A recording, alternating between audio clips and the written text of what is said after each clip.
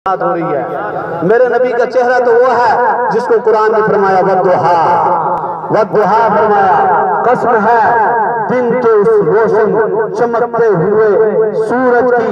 हकीकत में ये तो ज़ाहिरी तर्जमा है, सूफिया ने फरमाया इससे मुराद मेरे नबी का चेहरा है और मेरे नबी के चेहरे की बरकत से चांद चमक रहा है, मेरे नबी के चेहरे नूर की बरकत से सूरज चमक रहा है, सितारों को रोशनी है, कायनात मेरे और तेरे नबी की वजह से चमक रही है।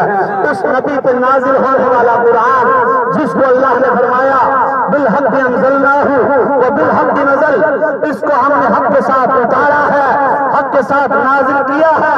और दूसरी आयत में फरमाया इन्ना नहनु नज़्ज़लना ज़िक्रा व इन्ना लहु लहाफ़िज़ून।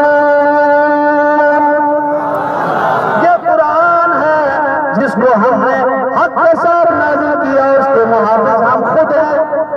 कौन है खुद मुहाफ़िज़? अल्लाह है। एक जबर का, एक जेर का, एक नुक्ते का, एक हरकत का, एक एराब का फर्क कुरान में नहीं हो सकता। अब जो कुरान के खिलाफ बकवास करे, चाहे वो वसीम रज़वी हो, चाहे वो बाबा हो, कोई भी हो, वो गलत है कि नहीं है?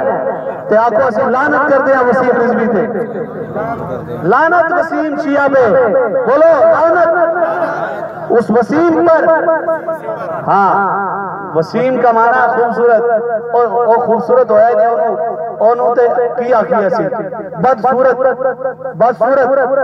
कौले मोहम्मद कौले खुदा फरमान बदला जाएगा, है कौले मोहम्मद कौले खुदा फरमान बदला जाएगा।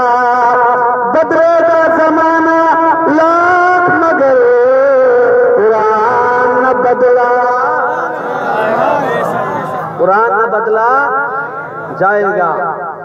ते असी जड़ी आयत करीमा तुहाडे सामने तिलावत की है, अल्लाह ताला इरशाद फरमांदा है या अय्युहल्लज़ीना आमनू दुखुलू फिस्सिल्मि